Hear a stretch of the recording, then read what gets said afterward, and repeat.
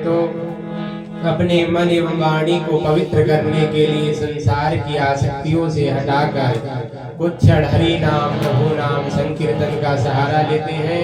समस्त भक्तों से करबद्ध प्रार्थना है कि शांति के साथ अपना अपना सहयोग प्रदान करे। बोली दीनबंधु भगवान की जय।